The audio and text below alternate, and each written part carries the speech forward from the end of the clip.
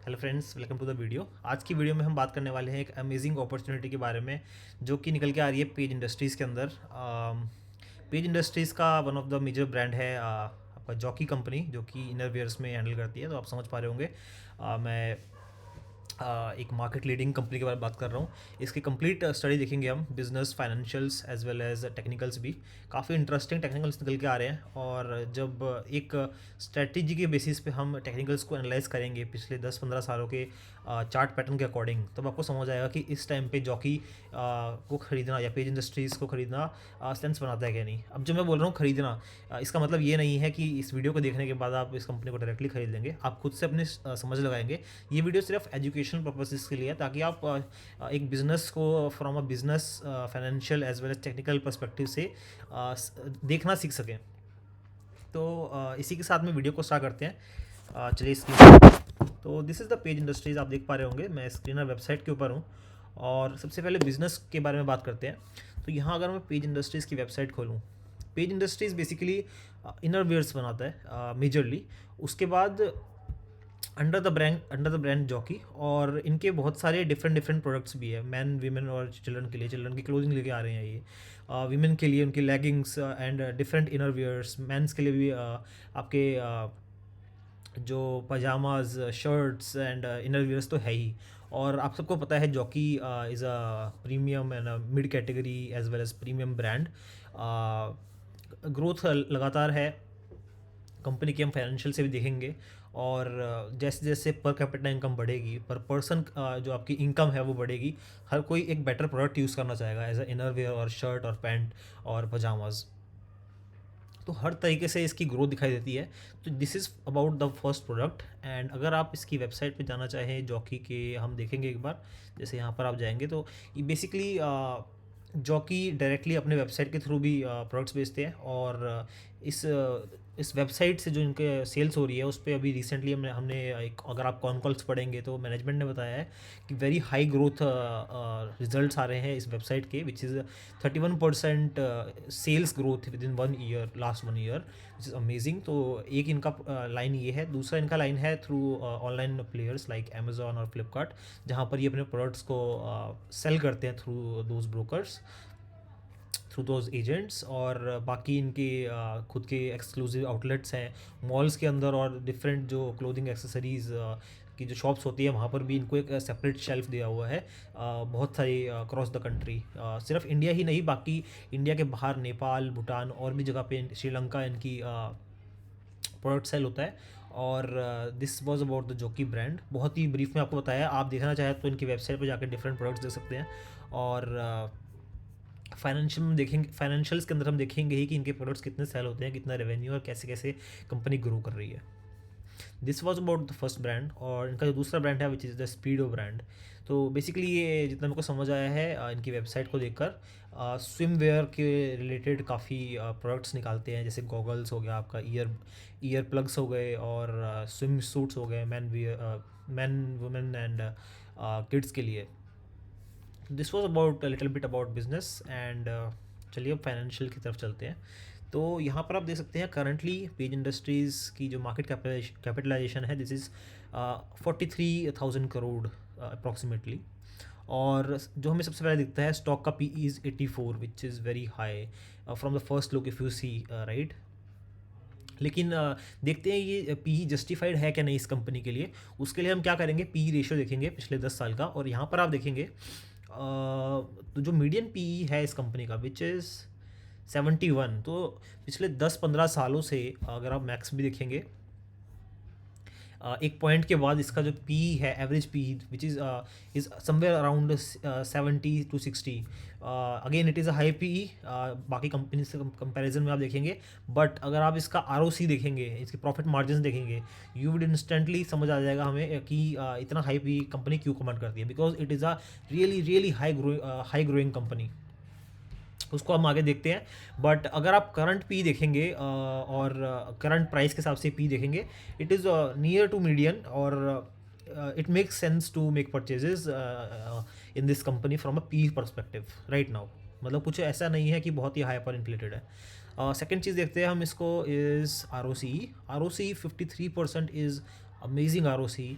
मैं बोलता हूँ किसी कंपनी का 25% से ऊपर आरओसी, आरओसी का मतलब क्या होता है, जितना आपके पास पैसा है कंपनी के पास और जितना आपने लोन ले रखा है, ये एक टोटल कैपिटल बन गई।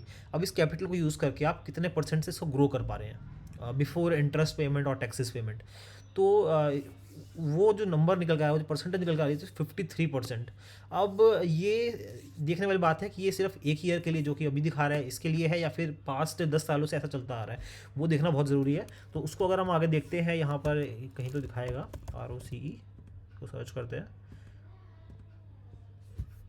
नीचे कहीं तो था डेटा। हम्म, ये देखिए, यहाँ पर आपको दिख रहा होगा ROC परसेंटेज। तो 2012 से यहाँ पर डेटा प्रेजेंट है, 60%, 64%, 64%, 60, अबव 60, एंड अभी रिसेंटली इसका 53, 48, फिर 67, 54। तो it is almost between 50 to 60%, और कभी कभी उससे ज़्यादा भी जा रहा है, विच इज़ अमेजिंग। ऐसा ROC पाना, मतलब आप बहुत ही कम कंपनीज होती हैं जो इतनी हाई ग्रोथ से, इतनी हाई पेस से चल सकती है, और ये लगातार ईयर ऑन ईयर लगातार ऐसा कर रही है। तो डेफिनेटली पी तो हायर कमांड करेगी ऐसी कंपनी, राइट। और इट ऑल्सो मेक सेंस, जैसे जैसे पर कैपिटा इनकम इंक्रीज़ हो रही है, हर कोई व्यक्ति ही जॉकी के क्वालिटी प्रोडक्ट्स परचेज और पहनना चाहेगा। तो दिस इज़ अबाउट ROC। और देखते हैं जो इंपॉर्टेंट पैरामीटर्स हैं इसके।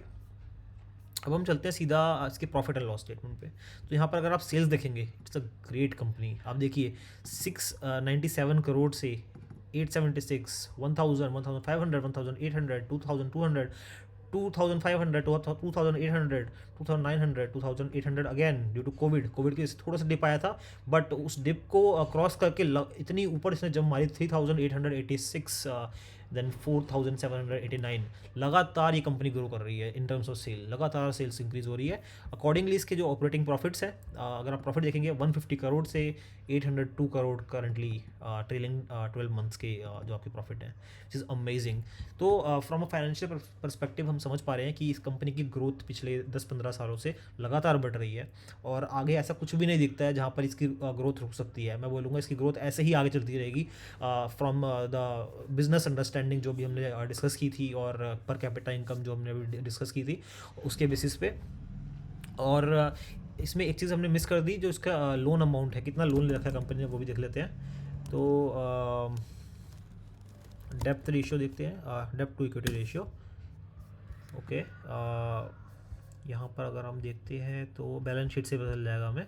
तो यहाँ पर अगर आप देखेंगे तो कंपनी का जो करंट अपने पास पैसा है विच इज़ 1500 करोड़, और इसके कॉरस्पॉन्डिंग जो कंपनी ने लोन ले रखा है that is less than 200 crore. तो ये लगभग 12-13% के आसपास आ रहा है, which is very much manageable. अगर आपका किसी कंपनी का लोन आई वुड से 20% से नीचे है, इट इज़ एब्सोल्युटली फाइन। और ये तो वैसे भी मैन्युफैक्चरिंग कंपनी है, जो डेफिनेटली मैन्युफैक्चरिंग कंपनीज कुछ ना कुछ लोन लेती ही लेती हैं, तो लोन भी अंडर कंट्रोल है। आगे देखते हैं इसके, अगर आप फिक्स एसेट देखेंगे तो 108 करोड़ से वो इंक्रीज़ हो गए 497 करोड़ हो गए हैं। तो लगातार फिक्स एसेट इंक्रीज़ हो रहे हैं। और CWIP काफ़ी इंटरेस्टिंग है। तो आप देखेंगे पास्ट में इस कंपनी की CWIP कभी इतनी ग्रोथ, इतनी स्पीड से नहीं बढ़ी जितनी अभी बढ़ रही है। आप देखिए 2023 मार्च के अंदर 150 करोड़, और अभी सितंबर में जो रिसेंट बैलेंस शीट के नंबर आए हैं इसमें 198 करोड़। तो मतलब बहुत ज़्यादा ग्रोथ ओरिएंटेड है। लगातार ये अपने plants and buildings and manufacturing plants, ये सब कुछ सेटअप कर रहे हैं ताकि अपनी जो प्रोडक्शन है वो इम्प्रूव कर सके। और अगर आप इनकी ऑन कॉल पढ़ेंगे लेटेस्ट, उसमें भी उन्होंने मेंशन कर रखा है, we have taken all the required measures to capture the growth that is going to come in the market. So अभी उन्होंने बोला कि कुछ टाइम से डिमांड कम थी इन दिस सेगमेंट, और क्योंकि जो इनर वेयर्स है वो कुछ टाइम तक चलते हैं, उनकी लाइफ कुछ होती है, और एक बार वो लाइफ अगर ख़त्म हो गई, जो लोगों ने इनर वेयर कोविड से पहले इकट्ठे कर लिए थे वो बाहर नहीं गए थे, और काफ़ी टाइम से इन्होंने बोला कि जो इन्वेंट्री एज है वो भी बढ़ी हुई आ रही थी because of the same reason. तो इनको पता है कि कुछ टाइम बाद जो है इनर वेयर की डिमांड अच्छी खासी आने वाली है, उसी के लिए ये पहले से ही अपनी कैपेसिटी को इंक्रीज़ कर रहे हैं। और दे बेसिकली सेड कि they are already ready to capture any growth that is going to come in the market which they are expecting very सून।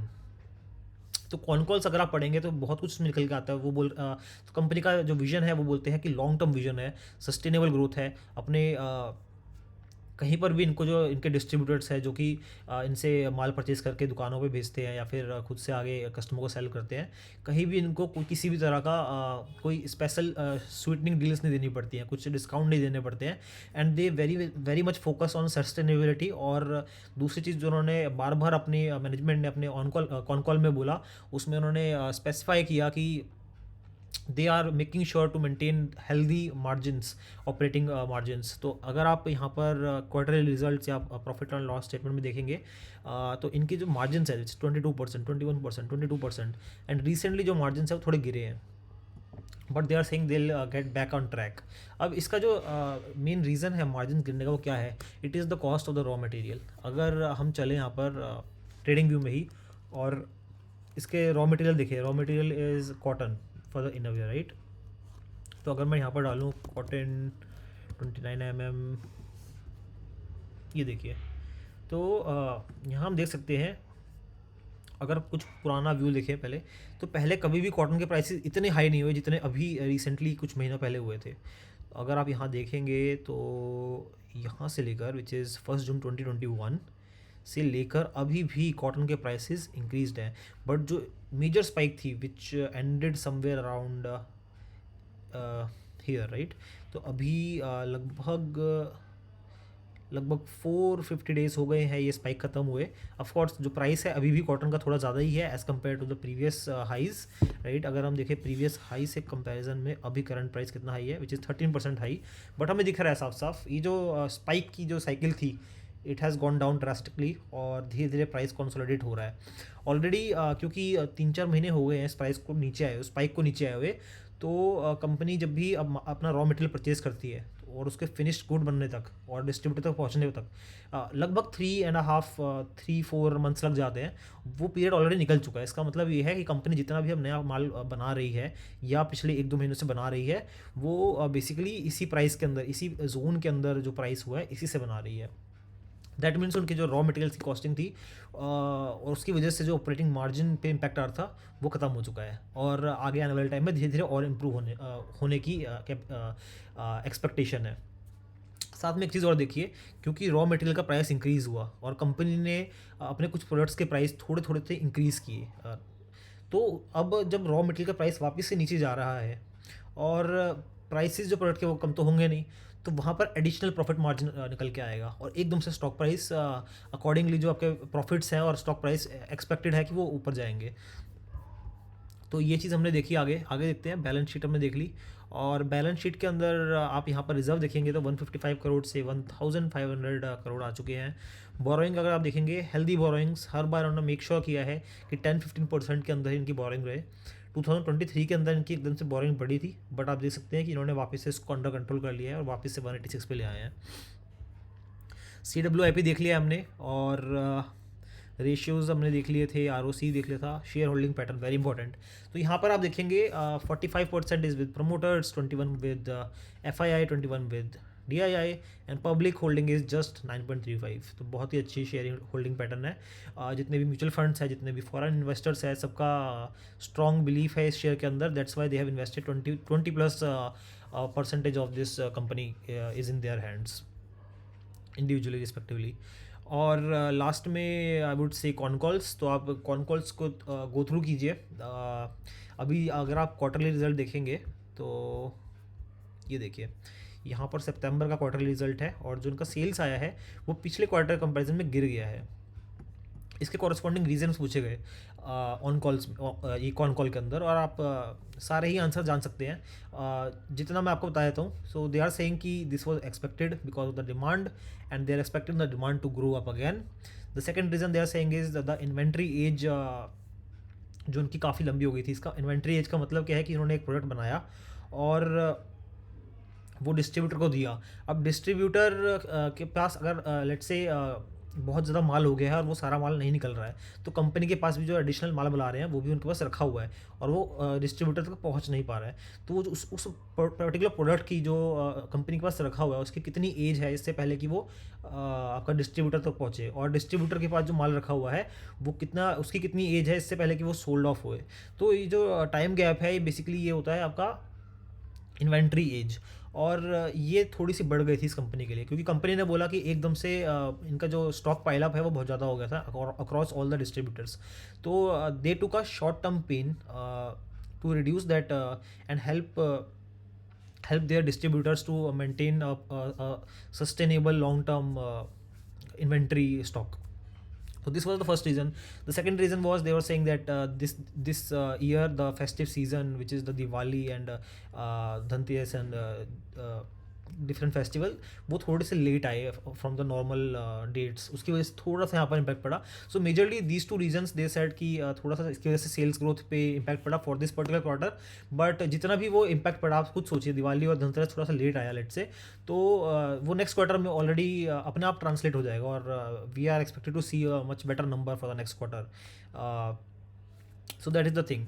और भी बहुत सारी डिटेल्स है, आप डेफिनेटली कॉनकॉल जो लेटेस्ट वन है नवंबर की ही वही आप पढ़ के देखिए, बहुत सारी डिटेल्स आपको निकल के आएंगी।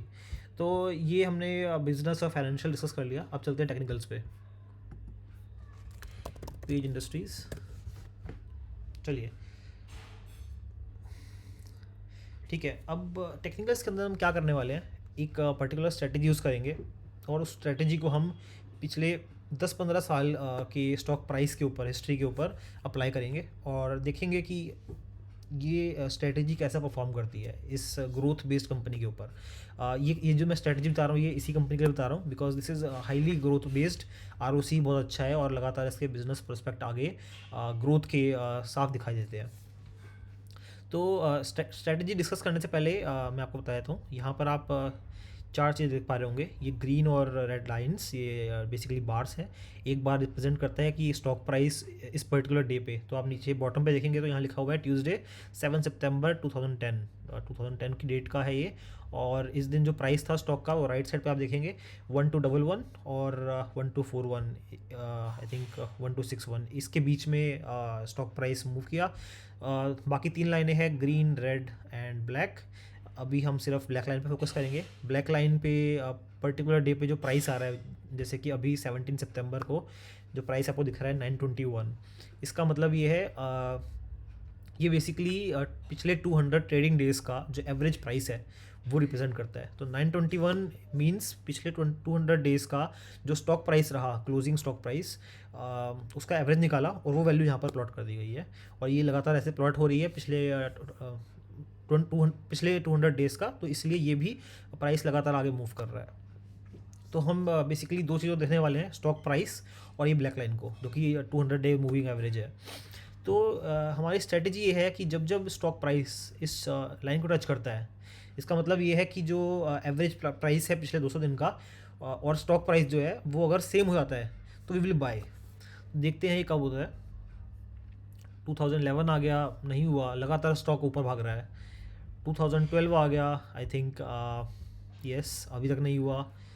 2012 अगस्त, सितंबर, नवंबर, दिसंबर, और 2013 में हमारे पास एक मौका आया जहाँ पर स्टॉक प्राइस और ब्लैक लाइन मीट हुई, हमने यहाँ परचेज़ कर लिया।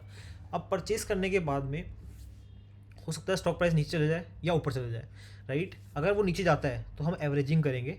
एवरेजिंग कब करेंगे, कितने परसेंट पे करेंगे, वो हम बाद में देखेंगे जब हमारे पास ऐसी ट्रेड आएगी। अभी जब ये ऊपर जाता है तो बेसिकली हम क्या करेंगे, जब भी हमने स्टॉक परचेज़ किया हम क्या करने वाले हैं, हम बोलेंगे कि जब तक ये 30% हमें प्रॉफिट नहीं देता हम अपने पास रखेंगे। तो we are waiting waiting and waiting जब तक 30% नहीं देता है। तो देखिए यहाँ पर आपका 30% आ गया है। तो अगर आप यहाँ पर आप देख सकते हैं 108 डेज़ के अंदर 30% प्रॉफिट आपका आ चुका है, which is amazing gain. So this is the strategy. तो इसी स्ट्रेटेजी को हम आगे लगाते चलेंगे। देखते हैं स्टॉक प्राइस दोबारा से ब्लैक लाइन पे कब टच करता है। आगे बढ़ते हैं बढ़ते हैं बढ़ते हैं। आप देख सकते हैं कि लगातार ये स्टॉक ऊपर जा रहा है बिकॉज ऑफ इट्स ROC। लगातार कंपनी आगे बढ़ रही है, ग्रोथ कंपनी है। Let's see further. तो यहाँ पर आप देख सकते हैं, मैं एक बार ये ड्राइंग्स रिमूव कर देता हूँ, रिमूव ड्राइंग्स, ओके। तो स्टॉक प्राइस ने ब्लैक लाइन को टच किया ऑन दिस पर्टिकुलर कैंडल यहाँ पर। लेट्स से ये बहुत ही छोटी कैंडल है, let's say this one, this is 8 सितंबर 2015, हमने यहाँ परचेज़ कर लिया एंड वी सेड कि 30% प्रॉफिट पे हम निकालेंगे इसको। इस बार कंपनी का शेयर 30% 25% डाउन चला गया है। No problem, we'll stick to the strategy, we'll से 30% होने पर ही निकालेंगे एंड यहाँ पर 30% हो गया है और it took around 412 days, 30% gains, तो लगभग 1.5 साल 30% gain, no problem, still good returns. Strategy है दूसरा पार्ट, अगर आपके बाई कर रहे पोजीशन से जो फर्स्ट बाय करी आपने वहाँ से अगर स्टॉक प्राइस 10% नीचे चला जाए, यहाँ पर गया हमारा और 10% नीचे जाने के बाद ऊपर गया, फिर दोबारा यहाँ पर 10% नीचे आ गया, तो अगर कोई यहाँ पर नहीं खरीद पाया तो यहाँ भी खरीद सकता है। लेट्स से हमने यहीं पर ही खरीद लिया है और यहाँ खरीदने के बाद हम इसको बेचेंगे कब, सेम टारगेट रहेगा हमारा जहाँ से हमने फर्स्ट ट्रेड को बेचना है, विच इज़ दिस। तो यहाँ पर आप देख पाएंगे less than 1 year 346 days 44% gains. हम एक बार तो हम बेसिकली फर्स्ट परचेज के बाद 2 बार एवरेज कर सकते हैं, तो फर्स्ट एवरेज हमने कर लिया ऑलरेडी। यहाँ से अगर 10% नीचे जाता है तो वी विल एवरेज अगेन। तो यहाँ पर हम देख सकते हैं, ये देखिए इस पर्टिकुलर प्राइस पे वी विल बाय अगेन और बेचेंगे वैसे ही जहाँ पर हमें फर्स्ट और सेकंड ट्रेड बेचा। This is 60% gain in just 256 days. तो अगर हम एवरेज निकालें, एवरेज ऑफ दीज 3 ट्रेड्स 60%, 44%, 30%, 45% आपको निकल के आता है एवरेज गेन पर ट्रेड। और नंबर ऑफ डेज़ का अगर एवरेज निकालें 256 डेज, देन आपका 346 एंड देन 412, सो ये एवरेज निकल के आता है 365 डेज, ऑलमोस्ट 1 ईयर। तो 1 year 35% gain for all the 3 trades is amazing gain. यहाँ पर हमें जो एक चीज़ का ध्यान रखना है कि किसी भी कंपनी के अंदर आपके 10% से ज़्यादा स्टॉक पैसे नहीं लगे होने चाहिए।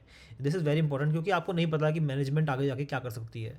गवर्नमेंट ऑफ इंडिया कंपनी के बिजनेस ऑपरेशन पे कैसे इम्पैक्ट डाल सकता है, या फिर क्या पता रॉ मटेरियल के प्राइस ही वापस ऊपर चले जाए, जैसे हमने प्रीवियसली देखा। तो एक हम बेसिकली प्रीवियस डेटा को देखकर फ्यूचर की एक पॉसिबिलिटी को पे बैट कर सकते हैं, जो कि हम यहाँ पर करने की कोशिश कर रहे हैं based on the last 10 years of data. तो यहाँ पर ये चीज़ का ध्यान रखना बहुत ज़रूरी है। One company 10 not more than 10%, this is very important rule. तो जहाँ मैं 10% बोल रहा हूँ, तो आप क्या कर सकते हैं कि लेट्स से आपके पोर्टफोलियो का 10% इज़ 3 लैक्स, तो आप क्या करेंगे, फर्स्ट लैख आप यहाँ पर लगाएंगे पहले ट्रेड पे, सेकंड लैख आप नीचे वाले ट्रेड पे लगाएंगे, और जो थर्ड लैख है आपका वो लास्ट जो एवरेजिंग ट्रेड है उस पर लगाएंगे आप। सो this is about this strategy. आगे इसको फॉलो करते देखते हैं कि क्या होता है। देखिए आपने यहाँ पर बेचा और उसके बाद इमीडिएटली एक और ट्रेड आ गई। यहाँ आपने परचेज़ किया, 30% का वेट किया एंड 30% आपका ऑलमोस्ट यहाँ पर आ गया 232 डेज एंड 30% गेन। यहाँ पर एवरेजिंग का मौका हमें नहीं मिला आई थिंक, यहाँ से 10% नीचे ये नहीं गया। ऐसे ही आगे देखते हैं हम। यहाँ पर हमें एक मौका मिला परचेज़ करने का, दिस वॉज जस्ट 1 डे जहाँ पर हमें मौका मिला। If you have purchased it here, 30% का वेट किया, तो 2 मंथ्स 30%, अमेजिंग रिटर्न्स। आगे देखते हैं कहाँ हमें मौका मिलता है। यहाँ हमें मौका मिला, दिस इज़ 2018। यहाँ आपने परचेज़ किया, 30% का वेट किया और इस बार दोबारा से एक बड़ा फॉल था, समवेयर अराउंड 33% आपका जो स्टॉक है वो नीचे गिरा परचेज़ करने के बाद, but we are still waiting for 30% gains. तो यहाँ पर स्टॉक प्राइस ऊपर गया, 30% हमारा somewhere here. So it took about 1000 days to get 30% gain in the first trade in this case, मतलब 3 साल लगभग आपको लग गए। देखते हैं इसको कि ऐसा क्यों हुआ। स्टिल अगर 3 साल में आपका 30% बन रहा है, means 10% per year, which is still better than FDs।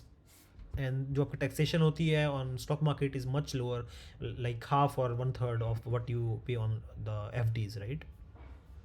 चलिए, सो फर्स्ट आपने यहाँ परचेज़ किया था, इसके बाद एवरेजिंग ट्रेड लेंगे 10% डाउन पे, तो 10% आपका यहाँ गिरा, आपने यहाँ पर परचेज़ किया और यहाँ आपने वापस से बेचा 44% अगेन 3 ईयर्स, देन 10% आपका फिर गिरा यहाँ पे और आपने यहाँ से फिर परचेज़ किया और अगेन 3 ईयर्स 61%।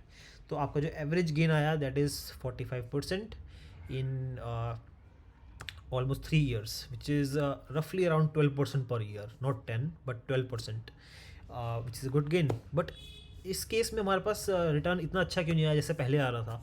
ऐसा क्या हुआ? तो we all know this is because of the COVID crash. यहाँ पर आप देखें अगर स्टॉक प्राइस के चार्ट को, ये नीचे गिरा, नीचे गिरा, उसके बाद ये ऊपर जाने लगा। अब जब ये ऊपर जाने लगा, एक्चुअली में यहाँ से इसको ऊपर जाना था, 30% गेन देना था, और आपका ये जो स्टॉक है ये यहीं पर सेल ऑफ हो जाना चाहिए था। तो लगभग 1 ईयर या 1.5 ईयर में आपका 45% पैसा बन जाता। But because of the COVID crash, पूरी मार्केट ही क्रैश हुई, it fell down from that point और नीचे गिर गया। इसकी वजह से जब तक कोविड का जो क्रैश है ये ख़त्म नहीं हुआ, तब तक ये वापस नीचे ही गिरा रहा, और उसके बाद धीरे धीरे रिकवर हुआ। अब आप खुद सोचिए, इतना बड़ा क्रैश आया, पूरी मार्केट गिरी, तो ये स्टॉक भी नीचे गिरेगा इरिस्पेक्टिव ऑफ कि इसका ऊपर जाने का टाइम आ रहा है। इसमें एक ये चीज़ ध्यान रखना बहुत इंपॉर्टेंट है कि जब भी ऐसा बड़ा क्रैश होता है due to some event, not company specific but एक ओवरऑल इवेंट की वजह से ऐसा हुआ, तो जितना भी ये नीचे गिरा है उतना तो ऊपर जाएगा ही जाएगा, और जितना ऊपर जाना चाहिए था उतना ऊपर भी जाएगा, प्लस जिस वजह से जितना नीचे गिरा उतना और ऊपर जाएगा। तो अगर मैं यहाँ पर होता, तो जब ये स्टॉक प्राइस यहाँ पर टच किया, देखिए यहाँ पर आपका सेलिंग पॉइंट आया, तो मैं वहाँ सेल नहीं करता, क्योंकि मुझे पता है कि बीच में 1-2 साल तो कोरोना ही ले गया स्टॉक मार्केट के। वहाँ पर जो ग्रोथ होती वो ग्रोथ नहीं मिल पाई, तो कम से कम मैं 20% या 10-15% ऊपर ही बेचता। तो अगर उस रिस्पेक्टिव से देखा जाए तो हम स्टॉक प्राइस यहाँ से 10% ऊपर, 12%, 20% ऊपर बेचते हैं, तो लेट्स से 10% ऊपर भी आप बेच रहे हैं ऑल द 3 ट्रेड्स, आपकी जितनी भी तीनों ट्रेड है, तो तीनों ट्रेड में आपका अच्छा खासा प्रॉफिट निकल के आएगा ऑन एन एवरेज। तो स्ट्रेटेजी यहाँ पर भी वर्क करी irrespective of big fall from corona. आगे देखते हैं ये कब ऑप्शन मिला हमें, अपॉर्चुनिटी यहाँ पर भी एक मिली। देखिए यहाँ पर हमने ख़रीदा, 30% का वेट किया, एंड यहाँ पर हमारा बिक गया ये शेयर 100 डेज, लगभग 3.5 months, and you get 30% profit, which is amazing again. देखिए यहाँ पर भी एक ऑप्शन मिला आपको 2022 15 दिसंबर, यहाँ आपने परचेज़ किया, and bingo. So this is another opportunity where you can make big money based on our strategy. हम एक्सपेक्ट कर रहे हैं कि यहाँ से खरीदने के बाद 30% ऊपर जाएगा। 30% ऊपर जाकर देखते हैं, हम पहले इसका टारगेट लगाते हैं 30%। ठीक है, इस बार पहले देखते हैं, समझते हैं कि इस बार ये नीचे गिरा, और इतना गिरने के बाद नीचे ही क्यों रखा हुआ है इसका stock price. It is due to the as I told you earlier कि बेसिकली कॉटन के प्राइसेस जो हैं वो बहुत ऊपर चले गए थे, अब वो धीरे धीरे नीचे आ रहे हैं। तो एक जनरल सेंस के बेसिस पे हम समझ सकते हैं कि अब जो स्टॉक प्राइस है वापस वो कंसोलिडेट होके ऊपर जाएगा। This is first. Second is the demand problem that the company management company के मैनेजमेंट ने हमें बताया था इन द कॉन कॉल्स। उसमें उन्होंने बताया कि अभी तक डिमांड कम थी बिकॉज ऑफ हाई स्टॉक जो कि डिस्ट्रीब्यूटर के पास रखा हुआ था, और ओवरऑल भी क्योंकि इन्फ्लेशन बहुत ज़्यादा था, कंज्यूमर डिमांड हर चीज़ की बढ़ गई थी, हर चीज़ की कम हो गई थी। कंज्यूमर ड्यूरेबल्स में देखो, आप क्लोथिंग में देखो, और ये बिज़नेस ऐसा है, इनर वेयर्स कुछ टाइम के बाद उनकी लास्टिंग ढीली होती है, वो फटते हैं because it is of cotton की कुछ एक लाइफ होती है 1 ईयर 1.5 ईयर, इससे ऊपर नहीं चलता है जनरली कॉटन क्लॉथ्स। तो डिमांड डेफिनेटली इसकी आने वाली है जनरल सेंस, बिजनेस सेंस के अकॉर्डिंग अगर बोले हम, तो आई एम एक्सपेक्टिंग कि करंट टाइम से विद इन 1 ईयर, जैसे कंपनी का मैनेजमेंट ने भी बोला है कि they are expecting a good demand in the next year itself. तो यहाँ से अगर मैं करंट डेट से अगर 1 ईयर दैट इज़ 365 डेज़ का भी अगर मैं टाइम लगाऊँ, और ये निकल के आती है आपकी डेट डेफिनेटली 2024-25 में मैं बोलूँ अगर जनवरी में, तो यहाँ पर आप देखिए 2025 तक ले गया। अगर यहाँ तक स्टॉक प्राइस 30% हमें गेन दे देता है फर्स्ट ट्रेड से, तो देखते हैं अभी करंट सिनेरियो में हमारे पास क्या बाइंग अपॉर्चुनिटी बनती है। तो ये देखिए, सबसे पहला ट्रेड हमारे स्ट्रेटजी के अकॉर्डिंग यहाँ से था, दूसरा ट्रेड 10% डाउन पे, तो हमारा 10% डाउन ये बनता है, थोड़ा नीचे हो गया ये, ओके। उसके बाद 10% डाउन नीचे, एंड ये यहाँ पर देखिए अभी जो करंट स्टॉक प्राइस है वो हमारे जो लास्ट एवरेजिंग होता है हमारा स्टॉक प्राइस का, उससे 3% ऊपर चला गया है। नहीं, अब मैं क्या बोल रहा हूँ, अगर आपने कोई भी पोजीशन नहीं बना रखी है, तो अगर हम कुछ ऐसा करें कि डेफिनेटली हमें ये दिख रहा है कि एक बाइंग अपॉर्चुनिटी है, बाइंग जोन के अंदर है, बेस्ड ऑन द स्ट्रेटजी। अब सबसे बढ़िया बात क्या है कि अगर आपने यहाँ पोजीशन नहीं बना रखी है तो आप बेसिकली यहाँ पर 3 पोजीशन बना सकते हो। जो फर्स्ट पोजीशन आपको यहाँ बनानी थी वो आपको यहीं बनाने का मौका मिल रहा है सस्ते दामों पे। सेकंड पोजीशन जो आपको इस प्राइस पे बनानी थी वो आपको मौका मिल रहा है सस्ते दामों पे। थर्ड जो आपको बनानी थी उससे 3% ऊपर जा चुका है। तो थर्ड आपको पोजीशन बनानी है नहीं बनानी है वो आप सोच सकते हैं, बट फर्स्ट और सेकंड पोजीशन बनाने का बहुत अच्छा मौका है यहाँ पर, बेस्ड ऑन दिस स्ट्रेटजी। तो यहाँ पर अगर मैं यहाँ पर 3 ट्रेड्स लेता हूँ, दैट इज़ 1 लाख 1 लाख 1 लाख आपके पोर्टफोलियो के अकॉर्डिंग, तो 3 लैक्स की ट्रेड लिया आपने और यहाँ निकाली आपने, तो हमें क्या दिख रहा है, ऑलमोस्ट 1 ईयर के अंदर 55% आपका पैसा बन जा रहा है। इसका मतलब क्या हुआ, 3 लाख लगाया तो 4.5 लाख आपका आराम से बन जाएगा, based on this strategy alone. और कंपनी डिविडेंड्स अलग से देती है, that is a separate thing.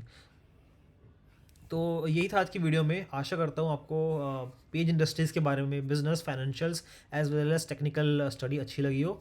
अच्छी लगी हो तो वीडियो लाइक करें ताकि मुझे मोटिवेशन मिले और मैं इस तरह की और डिटेल स्टडी दूसरी कंपनियों के बारे में भी आपके तक ला सकूँ। धन्यवाद।